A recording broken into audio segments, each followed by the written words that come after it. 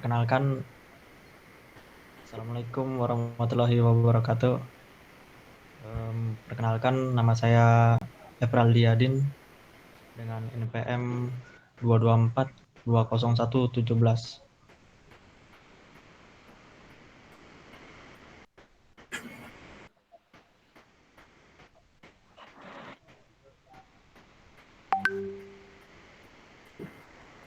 Nah, karena Mas saya Yakin Nurdani dengan NPM 2242412. Perkenalkan, nama saya Putra Rudiantara Pratama, NPM 2242404. Perkenalkan, nama saya Rizal Lesmana, NPM 2242406.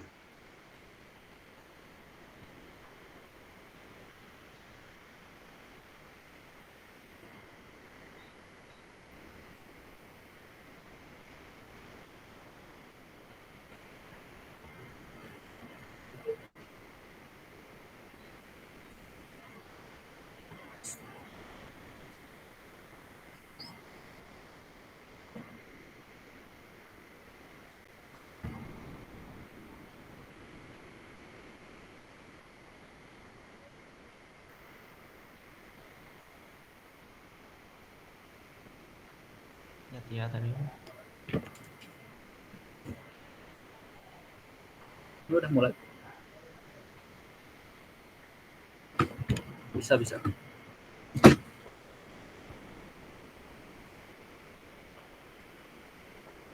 Bisa di next ke materi.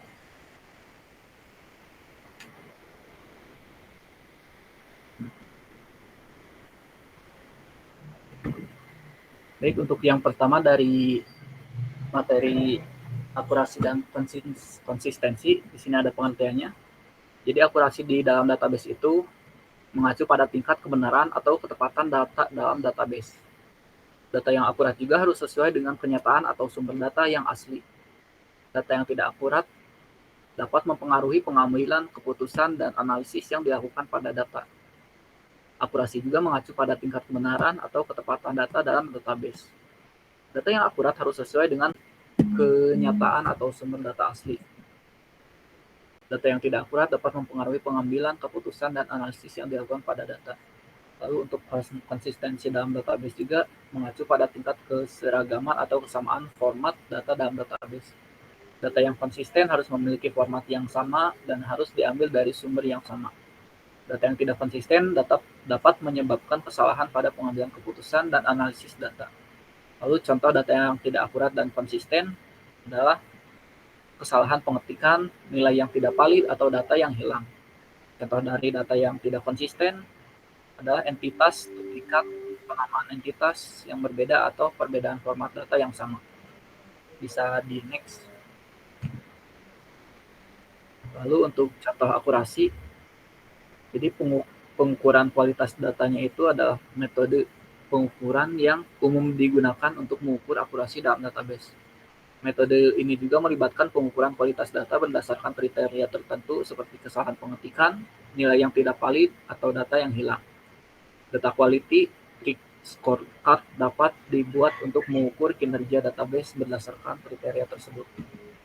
Lalu ada validasi data yang melibatkan proses memeriksa data untuk memastikan bahwa data tersebut memenuhi persyaratan dan aturan yang telah ditetapkan sebelumnya. Contoh dari validasi data adalah memeriksa apakah data sesuai dengan format yang telah ditentukan atau apakah nilai yang dimasukkan telah benar. Lalu ada error detection. Error detection itu melibatkan pembuatan program atau script untuk menemukan dan memeriksa data yang salah dalam database. Program dapat mencari kesalahan pengetikan, data yang hilang, atau nilai yang tidak valid. Error detection juga sering digunakan sebagai bagian data cleaning dan pengujian data. Lalu untuk contoh di konsistensi itu ada pengukuran keseragaman entitas. Pengukuran ini melibatkan identifikasi entitas yang sama yang memiliki nama atau format yang berbeda-beda dalam database.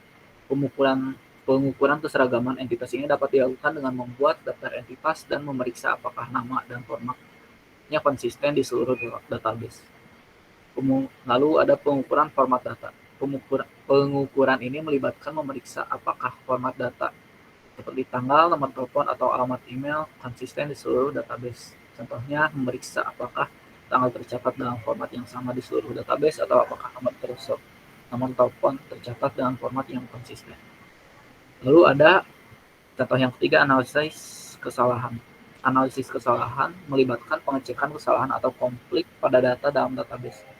Kesalahan atau konflik tersebut dapat disebabkan oleh entitas duplikat, entitas dengan nilai yang bertentangan, atau kesalahan pada penginputan data.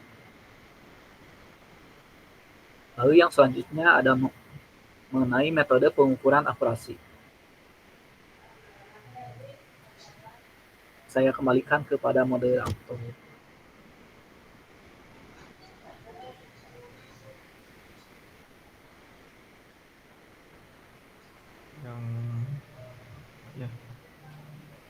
Metode pengukuran akurasi.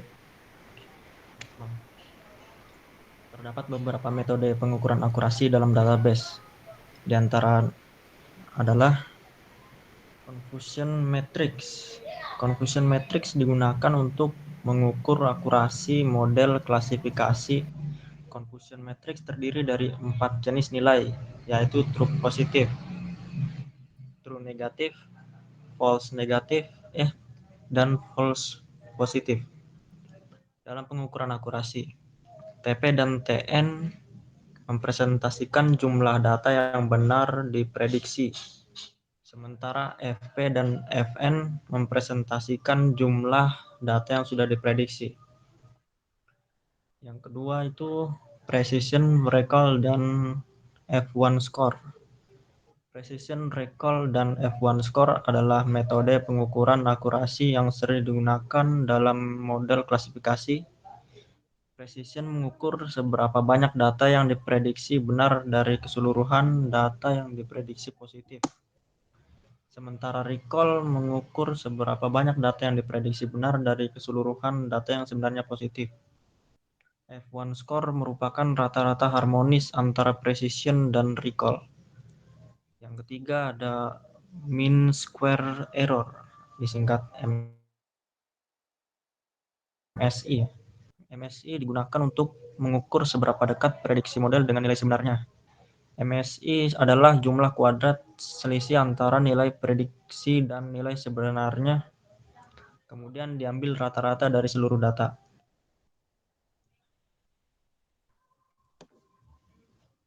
Yang keempat ada receiver operating characteristic curve. ROC curve digunakan untuk mengukur performa model klasifikasi dengan memplotting true positive rate terhadap false positive rate. ROC curve mengukur kemampuan model untuk membedakan antara data positif dan negatif. Yang kelima ada area under curve, disingkat AUC, digunakan untuk mengukur luas area di bawah kurva ROC. Semakin besar nilai AUC, semakin baik performa model klasifikasi. Pilihan metode pengukuran akurasi yang digunakan tergantung pada jenis model dan tujuan pengukuran akurasi yang diinginkan.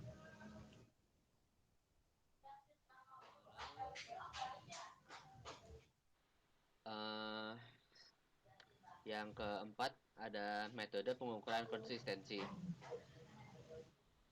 Terdapat beberapa metode pengukuran konsistensi dalam database.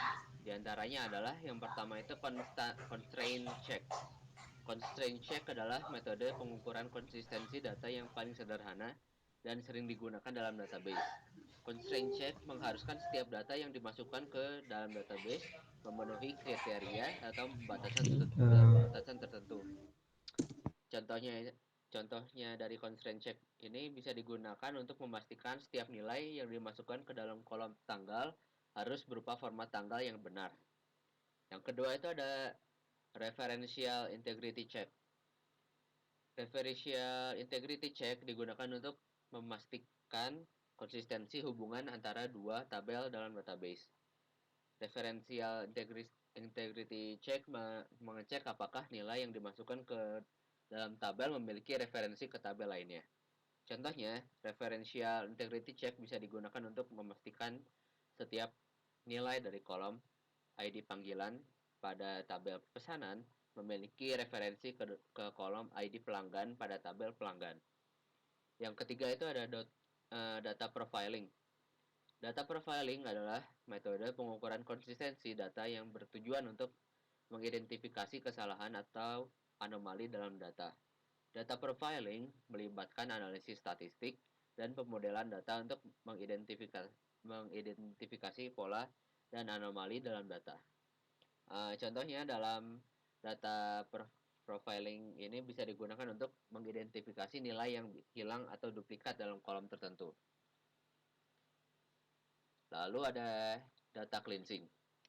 Data cleansing adalah proses membersihkan data dari kesalahan, duplikat, atau anomali yang ditemukan melalui data profiling.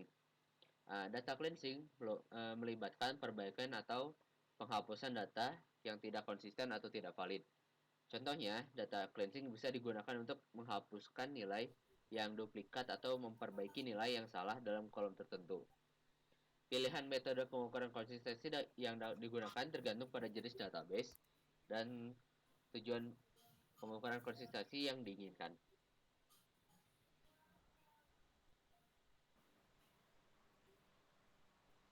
Lalu yang kelima akan dibawakan oleh Putra.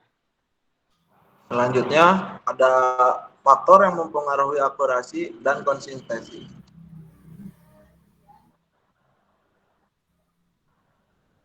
Ada beberapa faktor yang mempengaruhi konsistensi dan akurasi dalam database. Di antaranya adalah yang pertama, kualitas data awal. Kualitas data awal sangat penting menentukan konsistensi dan akurasi dalam database. Jika data awal memiliki kesalahan atau duplikat, maka akan sulit untuk mencapai konsistensi dan akurasi yang tinggi. Yang kedua, ada desain database. Desain database yang buruk dapat mempengaruhi konsistensi dan akurasi dalam database. Desain database yang baik harus mempertimbangkan hubungan antar tabel, konsistensi referensial, dan batasan integritas data. Yang ketiga, ada pengelolaan database. Pengelolaan database yang buruk dapat mempengaruhi konsistensi dan akurasi dalam database. Pengelolaan database yang baik mencakup pemeliharaan rutin, backup data, dan keamanan data. Next, ada metode pengumpulan data. Metode pengumpulan data yang buruk dapat mempengaruhi konsistensi dan akurasi dalam database. Metode pengumpulan data yang baik mencakup pengumpulan data yang konsisten dan valid, verifikasi data, dan penggunaan alat pengumpulan data yang tepat. Selanjutnya ada proses input data. Proses input data yang buruk dapat mempengaruhi konsistensi dan akurasi dalam database. Proses input data yang baik mencakup validasi data, penanganan nilai yang hilang atau tidak valid, dan pencegahan duplikasi data.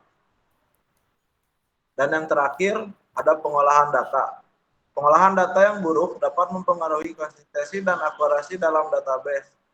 Pengolahan data yang baik mencakup validasi data, normalisasi data, dan penggunaan teknik analisis data yang tepat. Terima kasih.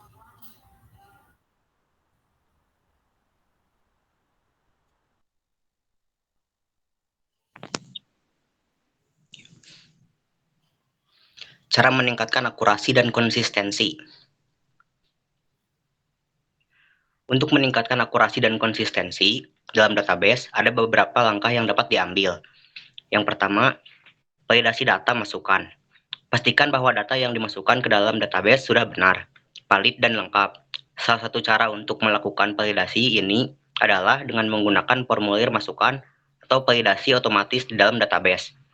Kedua, gunakan tipe data yang tepat. Pastikan bahwa tipe data yang digunakan dalam database sesuai dengan jenis data yang akan disimpan. Misalnya, menggunakan tipe data string atau teks dan tipe data numerik atau angka. Yang ketiga, gunakan kunci utama dan kunci asing. Pastikan bahwa setiap tabel memiliki kunci utama yang unik dan bahwa kunci asing digunakan untuk menghubungkan tabel yang berbeda. Selanjutnya, terapkan aturan integritas referensial. Aturan ini memastikan bahwa kunci asing yang digunakan dalam database sesuai dengan kunci utama yang ada di tabel. Lalu, lakukan pengujian validasi secara berkala. Lakukan pengujian dan validasi secara berkala untuk memastikan bahwa database tetap akurat dan konsisten. Pengujian ini dapat dilakukan dengan menggunakan perangkat lunak pengujian atau dengan menggunakan skrip pengujian khusus. Terus ada pastikan bahwa struktur database terorganisasi dengan baik. Pastikan bahwa struktur database terorganisasi dengan baik dan bahwa setiap tabel dalam dan kolom memiliki nama yang jelas dan deskriptif. Sekian dan terima kasih kami dari kelompok 4. Aku mau nambahin dikit ya. Oh, boleh. Kalian share screen ya. Yang berapa ya? Enggak sih, ini apa ke penjelasan lanjutan aja gitu. Buat seluruh materi gitu. Share screen ya, aku share screen. Kelihatan nggak? Sebentar, gantian ya. Iya, iya. Itu ya. Kelihatan nggak? Bentar.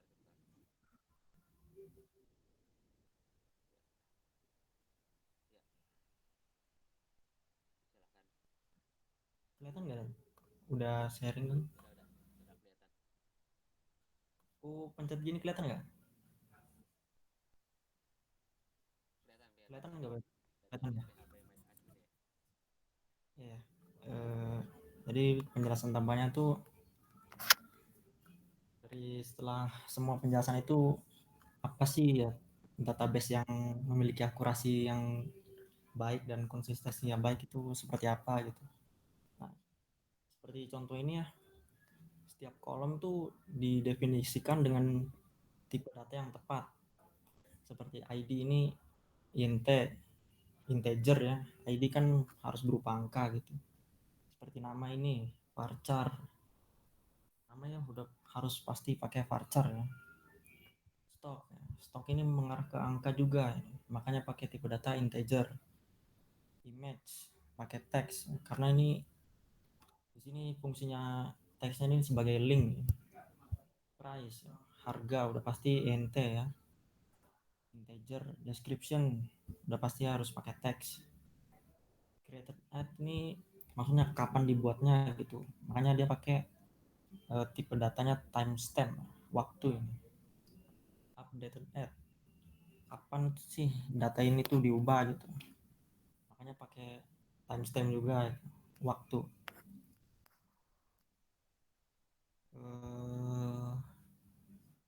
Setiap kolom yang diperlukan memiliki nilai not null ya. Ini maksudnya not null nih, tidak not null.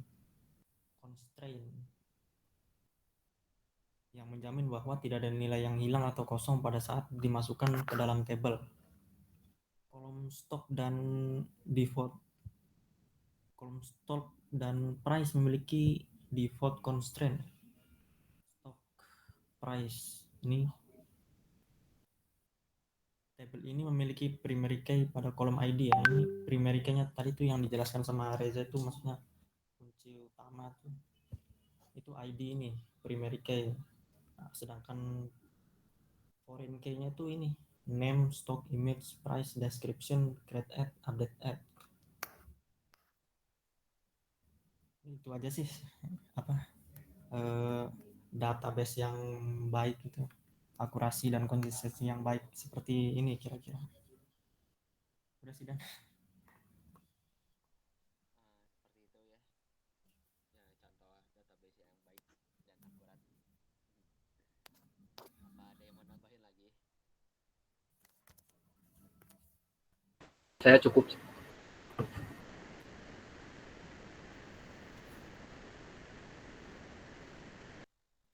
kasih. Kami dari kelompok 4. Maaf jika ada kesalahan. Wassalamualaikum warahmatullahi wabarakatuh.